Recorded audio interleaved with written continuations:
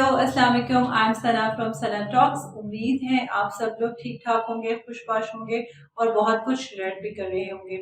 आज हमारी क्लास है 8 और डे है 8। तो आज हम क्या करने वाले हैं, आज हम आपको इडियम्स और फ्रेजेस के बारे में बताने वाले हैं, यानी कि कैसे आप बोल सकते हैं बहुत आराम से। बहुत दफ़ा ऐसे होता है हम बहुत सारी चीज़ें कहना चाह रहे होते हैं, लेकिन हम क्या कर रहे होते हैं, हम उसको ट्रांसलेट कर रहे होते हैं और वो हम नहीं कह पाते। तो उसका आसान तरीका क्या है कि आप फ्रेजेस का इस्तेमाल करें, आप इडियम का इस्तेमाल करें। बहुत लंबी चौड़ी बात करने की बजाय आप बहुत कम अल्फाज में अपनी बात को कन्वे कर पाएंगे। तो आइए आज हम कुछ लर्निंग करते हैं और कुछ वोकैबुलरी को बिल्ड ऑन करते हैं, कुछ इडियम, कुछ फ्रेजेस सीखते हैं जो कि इंशाल्लाह आपकी इंग्लिश को बहुत ज़्यादा अफेक्टिव और अट्रैक्टिव बनाएंगे। आप भी इसको यूज़ कीजिएगा, प्रैक्टिस में लेके आइएगा। बोर्ड की तरफ बढ़ते हैं। सबसे पहले तो हमारे लर्निंग आउटकम्स क्या होंगे, हम कुछ फ्रेजेस सीखेंगे, कुछ कॉन्वर्सेशन सेंटेंसेस सीखेंगे और मैं आपको टिप्स ये दे रही हूँ कि आपने अपने इडियम और फ्रेजेस को इसी तरह से याद कर लेना है और इनको इस्तेमाल करना है। जैसे कि मैंने आपको पहले कुछ वीडियोस में बताया था कि अगर आप सेंटेंस को कम्प्लीटली याद कर लें तो सेंटेंस के साथ आपको उसका स्ट्रक्चर भी याद रह जाता है, जो कि एक बहुत अच्छी चीज़ है। यानी सेंटेंस तो याद रहता है और आपको स्ट्रक्चर भी याद रह जाता है। तो आपने क्या करना है, इन इडियम्स और फ्रेजेस को ऐसे ही याद कर लेना है और जहाँ पे आपको ज़रूरत पड़े इसको इस्तेमाल करें। बोर्ड की तरफ बढ़ते हैं और देखते हैं कौन से ये फ्रेजेस हैं, सेंटेंसेस हैं जिनको हम कैसे कह सकते हैं। जैसे कि आपने कहना है यानी बहाने मत बनाओ। हम अक्सर कहते हैं ना, बहाने मत बनाएं। जैसे आपने इंग्लिश बोलनी है तो आप बहुत ज़्यादा बहाने बनाते हैं, माहौल नहीं है, हमारी ज़ुबान नहीं है। तो मैं आपसे ये कहती हूँ कि बहाने मत बनाएं। और इसको इंग्लिश में कैसे कहते हैं, डोंट मेक लेम एक्सक्यूजेस। तो लेम एक्सक्यूजेस को क्या कहते हैं, बहाने। लेम एक्सक्यूजेस झूठे बहाने। लेम कहते हैं झूठा और एक्सक्यूजेस कहते हैं बहाने को। इसी तरह अगर आपने ये कहना है खोखले वादे मत करें, तो आपने कैसे कहते हैं, खोखले वादों को कहते हैं होलो प्रोमिसेस। क्या कहते हैं, होलो प्रोमिसेस। और इसी तरह अगर आपने ये कहना है बड़े दावे मत करें, तो आप उसको कैसे कहते हैं, बड़े दावे क्या होते हैं, टॉल क्लेम्स। बड़े दावे क्या होते हैं, टॉल क्लेम्स। और इसी तरह झूठे दावे भी बड़े होते हैं और उसे क्या कहते हैं, फोनी क्लेम्स। क्या कहते हैं, फोनी क्लेम्स। दोबारा से सुन लें, क्या मैंने कहा कि आपने कॉन्वर्सेशन सेंटेंसेस बोलने हैं और आपकी वोकैबुलरी थोड़ी बिल्ड ऑन हो रही है। झूठे वादे होते हैं लेम एक्सक्यूजेस, इसी तरह खोखले वादे होते हैं होलो प्रोमिसेस, और इसी तरह बड़े बड़े जो क्लेम्स या दावे होते हैं उसको हम कहते हैं टॉल क्लेम्स, और जो झूठे दावे होते हैं उसको हम कहते हैं फोनी क्लेम्स। इसी से मिलता जुलता अगर कोई पॉलिटिशियन है, कोई ऐसी स्टेटमेंट दे जो कि आपको अच्छे ना लगे, या आप ये कहें कि बेहुदा किस्म की स्टेटमेंट दे, तो उसको हम, ऐसी स्टेटमेंट को हम क्या कहते हैं, स्वीपिंग स्टेटमेंट। क्या कहते हैं, स्वीपिंग स्टेटमेंट। तो इसका सेंटेंस कैसे बनाएंगे, he made a sweeping statement. जैसे किसी भी पॉलिटिशियन ने कोई स्टेटमेंट बनाई कि स्टेटमेंट दी और आपको अच्छी नहीं लगी, तो आप कहेंगे he made a sweeping statement. Sweeping statement मतलब बहुत बेकार, बेहुदा किस्म की स्टेटमेंट दी है। ओके, अब हम थोड़ा सा आगे बढ़ते हैं। अगर ये कहना हो कि कहानियां मत गढ़ो, हम अक्सर कहते हैं, हमारे जो फ्रेंड्स होते हैं बहुत दफ़ा ऐसे होता है कि बहुत बड़ी बड़ी बातें कर रहे होते हैं, कहानियां बना रहे होते हैं, तो हम उनको कहते हैं don't make cook and bull stories. Cook and bull story idiomatically कहा जाता है, यानी बड़ी बड़ी बातें करना, कहानियां बनाना। और इसी तरह ये भी कहा जाता है डोंट सीधी सीधी बात करो, कम टू द पॉइंट, जिसको हम कहते हैं कम टू द पॉइंट। और इसको ऐसे भी कह सकते हैं don't beat about the bush, इधर उधर की बात मत करो, come to the point, don't beat about the bush. तो ये सब इडियोमैटिकली यूज किए जाते हैं जब हमने ये वाले अल्फाज कहने हो। इसी तरह हम ये भी कहते हैं पहेलियां मत बुझाओ, तो इसको कैसे कहेंगे, डोंट स्पीक इन रिडल्स। वैसे तो पहेली को कहते हैं पजल, लेकिन हम यहाँ पे ये नहीं कहेंगे डोंट स्पीक इन पजल, हम यहाँ पे कहेंगे riddles. Don't speak in riddles यानी पहेलियां मत बुझाओ। इसी तरह लोगों को आदत होती है ख्याली पुलाव पकाने की, तो उसको क्या कहते हैं, building Castle's in the air, यानी कुछ करना, प्रैक्टिकली कुछ नहीं करना लेकिन ख्याली पुलाव बनाना। तो उसको हम इंग्लिश में कैसे कहेंगे, उसको हम कहेंगे don't make Castle's in the air. Don't make Castle's in the air, यानी कि ख्याली बातें मत करो, ख्याली पुलाव मत बनाओ। ओके इसी तरह आपको कोई अपनी स्टोरी बता रहा है, बहुत रो धो के बता रहा है, कोई रोने धोने वाली स्टोरी है, तो उसको हम कैसे कहते हैं? उसको हम कहते हैं don't give me the sob story, है ना।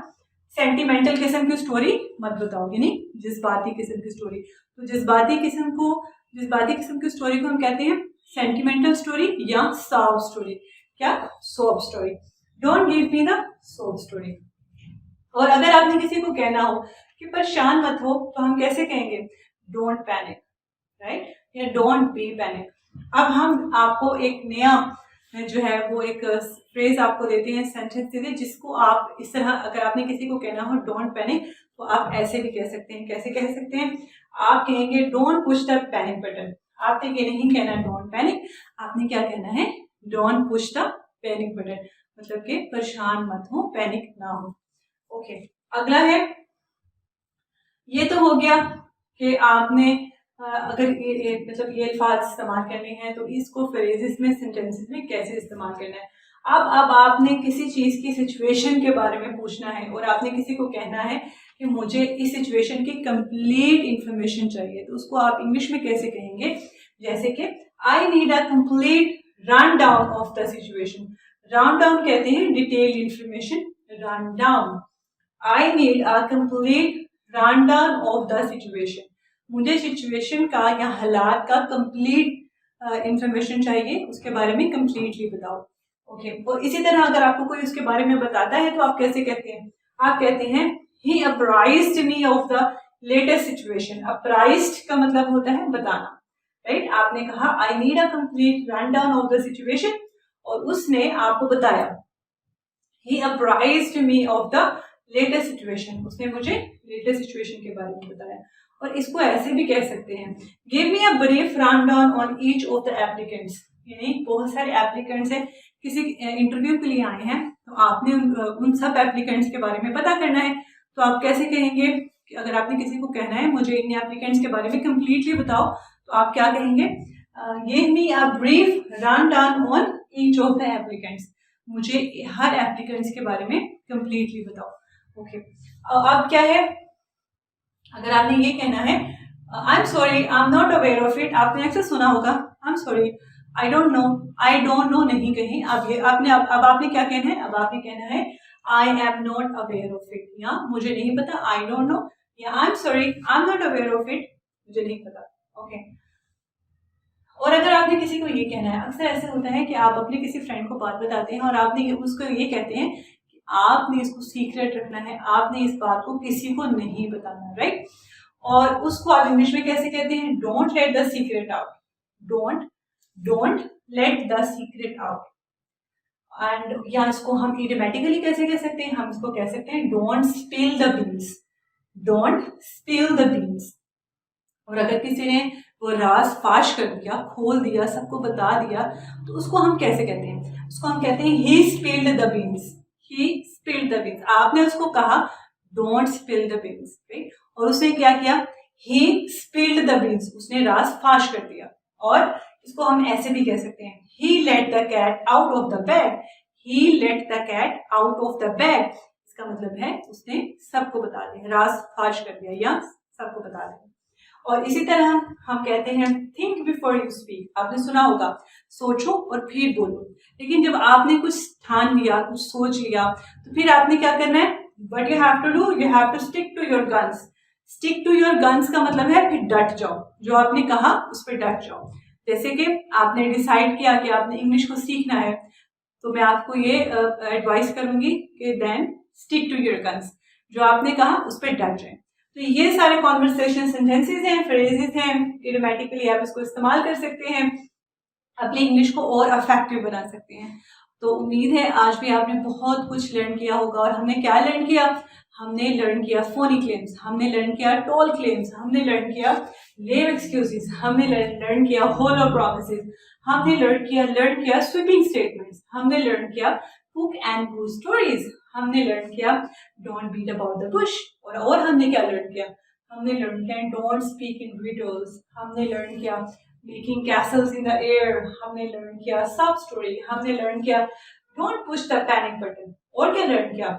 Run down of the situation, और क्या लर्न किया, और लर्न किया apprised me of the latest situation, और run down on each of the applicants, और I am not aware of it, और don't let the secret out, या don't spill the beans, और इसका opposite he spilled the beans, और he let the cat out of the bag, और stick to your guns. तो ये इतनी सारी चीजें, फ्रेजेस, कॉन्वर्सेशन, सेंटेंसेस हमने याद किए जो कि आप बोल के अपनी इंग्लिश को बहुत ही इफेक्टिव बना सकते हैं। तो ये तो था मेरा काम। अब आपका काम क्या है? आपने इनको यूज करना है अपनी डेली लाइफ में और अपनी इंग्लिश को इफेक्टिव से इफेक्टिव बनाना है, ठीक है।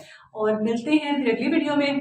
अगर आपको ये वीडियो अच्छी लगे, लाइक करें, कमेंट करें, शेयर करें, और अगर आप नए हैं इस चैनल पे तो आप सब्सक्राइब कर लें, बेल के बटन को क्लिक कर लें ताकि आपको आने वाली तमाम वीडियोस कवर कर सके। मुझे इजाजत दीजिएगा, मिलते हैं अगली वीडियो में। अल्लाह हाफिज।